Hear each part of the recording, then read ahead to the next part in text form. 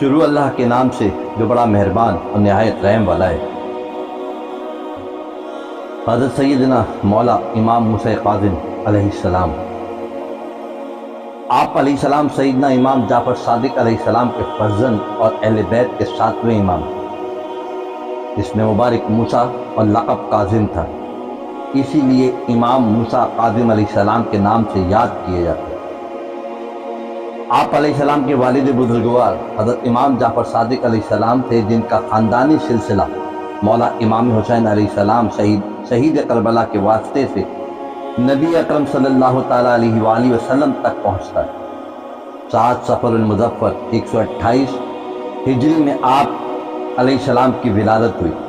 اس وقت آپ علیہ السلام کے والد بزرگوار حضرت امام جعفر صادق علیہ السلام خاندان نبوت صلی اللہ تعالیٰ علیہ وآلہ وسلم کے سربراہ تھے، اور آپ علیہ السلام کے فیوز علمی کا دھارا پوری طاقت کے ساتھ بہہ رہا تھا۔ آپ علیہ السلام کی عمر کے 20 برس اپنے والد محترم حضرت امام جعفر صادق علیہ السلام کے سایہ تربیت میں گزرے۔ آپ علیہ السلام نے بچپن اور جوانی کا کافی حصہ اسی مقدس آغوش تعلیم میں گزارا، یہاں تک کہ تمام دنیا کے سامنے آپ علیہ السلام کے کمالات و فضائل روشن ہو گئے، اور امام جعفر صادق علیہ السلام نے اپنا جانشین مقرر فرما دیا۔ باوجود یہ کہ آپ علیہ السلام کے بڑے بھائی بھی موجود تھے، مگر خدا کی طرف کا منصب میراث کا ترکہ نہیں ہے، بلکہ ذاتی کمال کو ڈھونڈنا ہے۔ سن 148 ہجری امام جعفر صادق علیہ السلام کی شہادت ہوئی۔ اس وقت سے آپ علیہ السلام نے بذات خود خاندان اہل بیت علیہ السلام کی ذمہ داریاں سنبھالی۔ آپ علیہ السلام میں تحمل و برداشت اور غصے کو ضبط کرنے کی صفت اتنی نمایاں تھی کہ آپ علیہ السلام کا لقب کاظم قرار پایا، جس کے معنی ہیں غصے کو پینے والا۔ آپ علیہ السلام کو کبھی کسی نے ترشروئی اور سختی کے ساتھ بات کرتے نہیں دیکھا، اور انتہائی ناگوار حالات میں بھی مسکراتے ہوئے نظر آئے۔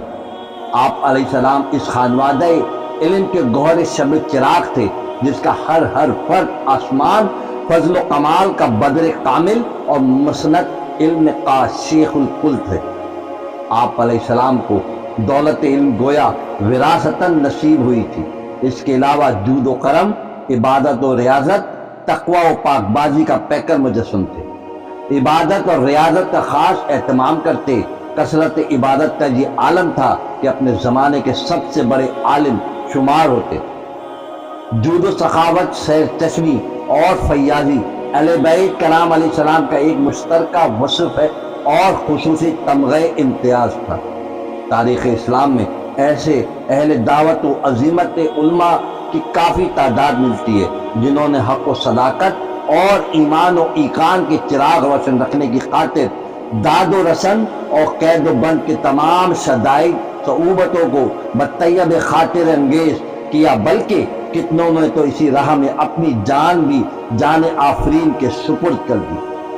25 رجب المرجب سن 183 ہجری میں 55 برس کی عمر میں موسیٰ کاظم علیہ السلام کی شہادت حاکم وقت کی طرف سے پیش کیے گئے زہر آلود انگوروں کی وجہ سے ہوئی، جن کے کھاتے ہی زہر کا اثر پورے جسم مبارک میں سرایت کر گیا۔ بعد وفات آپ علیہ السلام کی نعش مبارک کے ساتھ بھی کوئی اعزاز کی صورت اختیار نہیں کی گئی، بلکہ جبری طریقے پر توہین آمیز الفاظ کے ساتھ اعلان کرتے ہوئے آپ علیہ السلام کے جسم اطہر کو قبرستان کی طرف روانہ کیا گیا۔ مگر کچھ اشخاص نے امام کے جنازے کو بڑی عظمت و احترام کے ساتھ بغداد سے باہر اس مقام پر جو اب کاظمین کے نام سے مشہور ہے مدفن کیا، جہاں سے آج بھی عوام و خواص مستفید اور مستفیض ہو رہے ہیں۔